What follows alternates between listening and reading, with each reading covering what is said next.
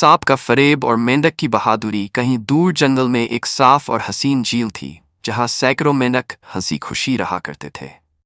इन सब का एक अजीमो शान बादशाह था, बादशाह ज़मुर्रद मेंढक, जो निहायत अक्लमंद और बहादुर था। उसकी सबसे बड़ी खूबी ये थी कि वह अपनी राया से बेहद मोहब्बत करता था और हमेशा उनकी हिफाजत के लिए तैयार रहता था। एक दिन झील के किनारे एक गैर मामूली वाक़या पेश आया। एक बड़ा जहरीला सांप, जिसका नाम काला नाग था, झील के पास आकर रुक गया।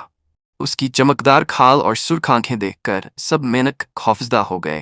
काला नाग ने झील के किनारे बैठकर दिखावे की खांसी की और थकी हुई आवाज में कहा, ए मासूम मेंढकों, मैं बूढ़ा हो चुका हूँ, अब मैं किसी को नुकसान नहीं पहुंचा सकता।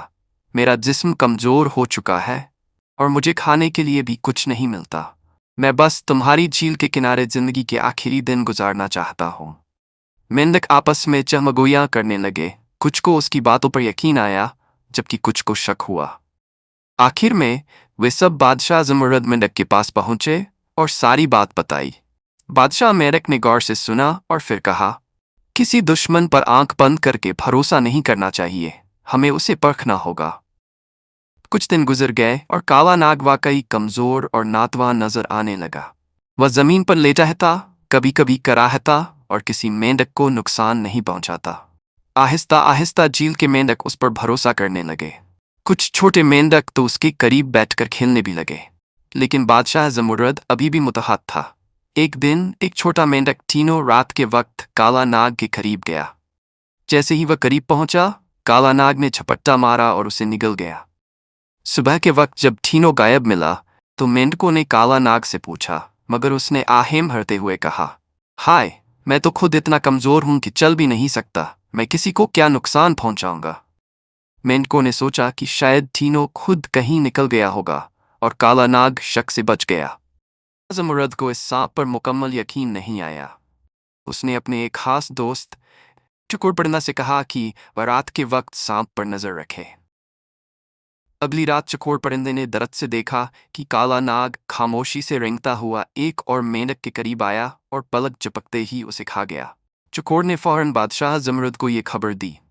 बादशाह ने सोचा, ये सांप बहुत चालाक है, अगर हमने जल्दी न की तो झील के सारे मेंढक उसका शिकार बन जाएंगे। अगले दिन बादशाह ज़मुर्रद ने झील के तमाम मेंढकों को इकट्ठा किया और धीरे से कहा, हम सांप को खुद पर मुकम्मल भरोसा करने देंगे। जब वह मुतमिन हो जाएगा, तब हम उसके खिलाफ एक जाल बिछाएंगे। तमाम मेंढक मंसूबे के मुताबिक काम करने लगे। वे काला नाग से और ज्यादा दोस्ताना बर्ताव करने लगे, उसके करीब जाकर बातें करने लगे, ताकि वह मुकम्मल तौर पर बेफिक्र हो जाए। चंद दिन बाद काला नाग ने सोचा कि अब उस पर कोई शक नहीं कर रहा। उस रात वह खामोशी से झील के किनारे से नीचे गया और एक साथ 3 छोटे मेंढकों पर हमला कर दिया। लेकिन जैसे ही उसने चपटा मारा, अचानक बड़ी बड़ी चट्टानें उसके ऊपर आ गिरी। ये बादशाह ज़मुर्रद और मेंढकों का जाल था। सांप गुस्से में चिल्लाया, ये क्या हो रहा है? बादशाह ज़मुर्रद ने जोरदार आवाज में कहा, काला नाग, तुमने हमें बेवकूफ बनाने की कोशिश की, लेकिन सच हमेशा सामने आकर रहता है।